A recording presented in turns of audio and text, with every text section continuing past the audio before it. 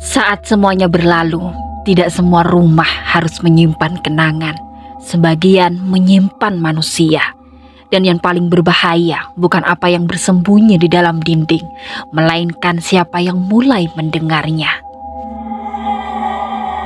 Seorang lelaki yang bernama Damar berdiri di depan sebuah rumah tua tanpa papan nama. Catnya mengelupas, halamannya penuh rumput liar, dan pintu kayu hitamnya terlihat seperti pernah didobrak dari dalam. Ia datang bersama istrinya, yaitu Mira, dan dua anak mereka, yaitu Reno dan Kala. Secara resmi mereka pindah untuk memulai hidup baru. Namun sebenarnya Damar datang untuk satu tujuan, yaitu membuka kembali kasus pembantaian satu keluarga 8 tahun lalu yang terjadi di dalam rumah ini. Damar penasaran karena kasus itu ditutup paksa, rumah itu dikosongkan, dan anak bungsu keluarga itu menghilang tanpa jejak.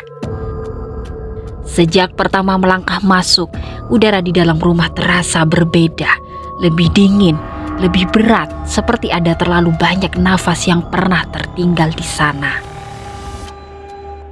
Hari kedua, saat memindahkan lemari dapur, Damar menemukan sesuatu yang aneh. Bagian belakang lemari itu dipaku mati ke dinding.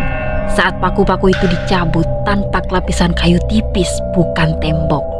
Dan di baliknya ada ruangan sempit, dan di dalam ruangan itu tersusun rapi sebuah rak kayu kecil berisi belasan flash disk hitam tanpa label. Semuanya bersih, tidak berdebu, seolah baru saja dirapikan.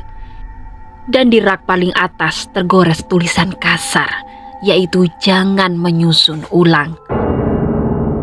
Malamnya saat rumah sudah gelap dan Mira serta anak-anak tidur, Damar menyalakan laptop dan memasukkan salah satu flash disk itu. Tiba-tiba sebuah video terbuka. Kameranya diam menghadap dapur sebuah rumah. Terdengar suara sendok, piring, dan tawa pelan.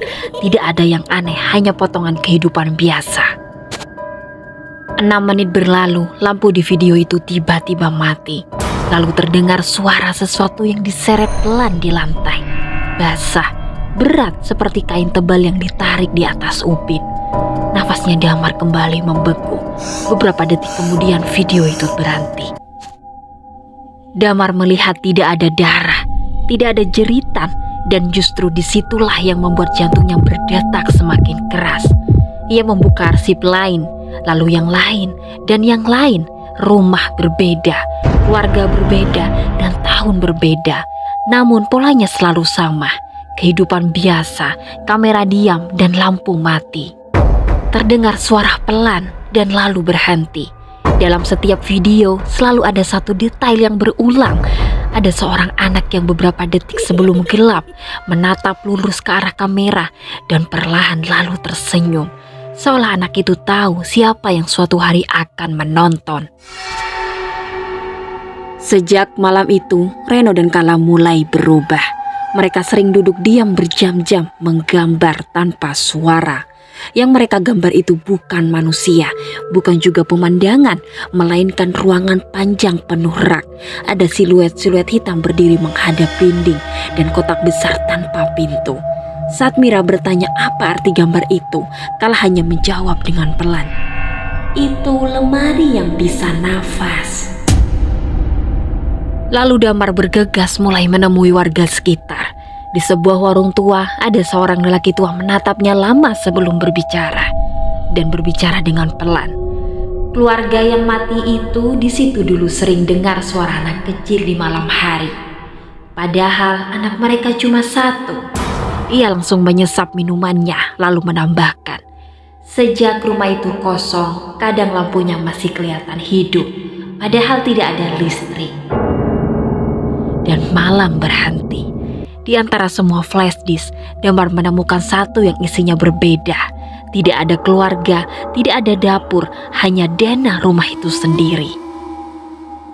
Namun di denah itu ada tambahan ruangan yang tidak pernah ia lihat, yaitu di belakang dapur.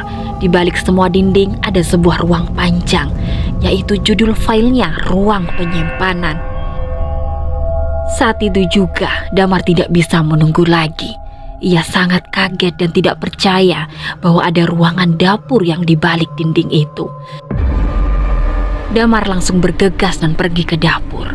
Ia langsung memukul tembok dengan keras, dan saat tembok dapur dibongkar, langsung bau aneh keluar.